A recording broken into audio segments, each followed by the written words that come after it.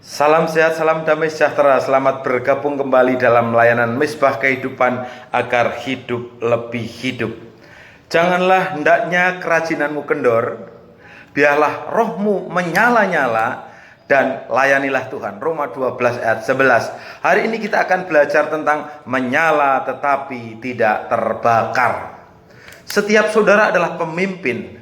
Dan panggilan kepemimpinan bisa datang dari berbagai arah dan dengan banyak cara.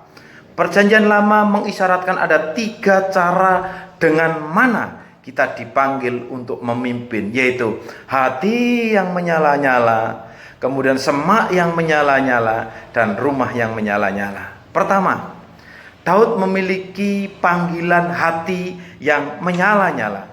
Saat pemimpin utama dan pengikutnya ketakutan menghadapi musuh yang mematikan, ia berkata kepada Saul sang raja dengan nama Tuhan dan dengan pengali-ali yang ada di tangannya, dengan batu yang di sini, dia katakan, "Janganlah seseorang menjadi tawar hati karena dia, hambamu ini akan pergi melawan orang Filistin itu."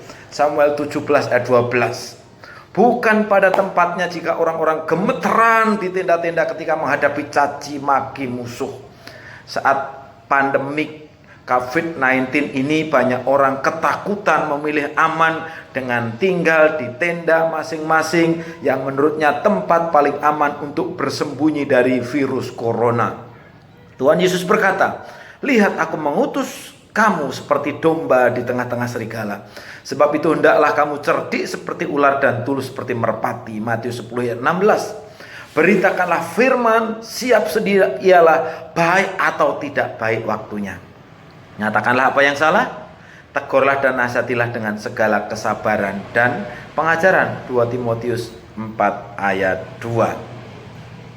Jangan jadikan medsos sebagai kedok penginjilan dengan lebih banyak memposting hal-hal yang rohani, padahal sebenarnya sebagai tenda-tenda tempat bersembunyi karena ketakutan menghadapi Goliat modern yang bernama virus corona. Mereka perlu saudara secara nyata. Yang kedua, semak yang menyala-nyala adalah jenis panggilan Musa. Ini adalah pendekatan kejutan untuk membangkitkan perhatian seseorang. Sebagaimana kita ingat, Musa dipanggil untuk memimpin dengan jalan melihat mukjizat semak-semak yang menyala-nyala. Lalu malaikat Tuhan menampakkan diri kepadanya di dalam nyala api yang keluar dari semak duri.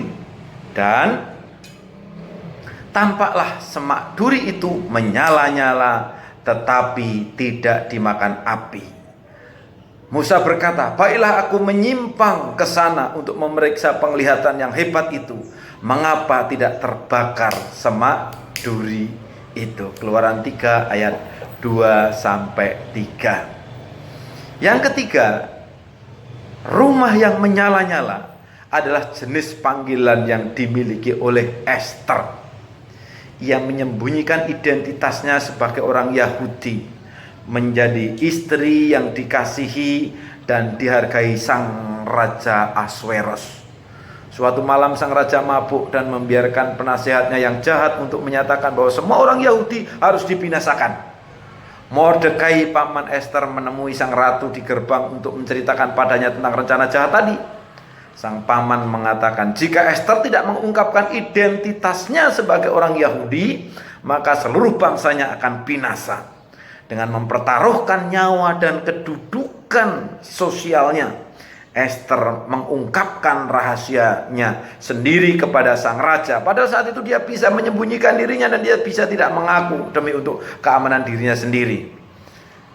Kemudian pada akhirnya ketika Esther mengungkapkan rahasianya sendiri kepada sang raja, yang kemudian karena marah dan malu, sang raja memerintahkan menggantung orang yang berencana membinasakan Haman, yang berencana membinasakan bangsa Yahudi. Bisa saudara baca di Esther pasal 8. Esther menjadi pemimpin legendaris di antara orang-orang Yahudi. Ibarat ia menjadi pemimpin ketika rumahnya sendiri terancam terbakar habis.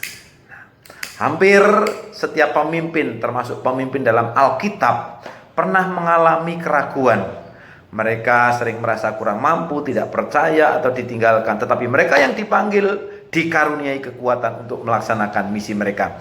Saudara terpanggil menjadi pemimpin.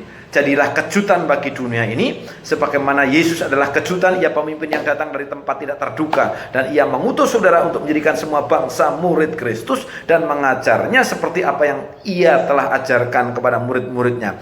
Yesus konsisten. Ia memberi garansi. Ketahuilah aku menyertaimu sampai kepada akhir zaman. Biarlah rohmu menyala-nyala dan layanilah Tuhan. Tuhan Yesus memberkati.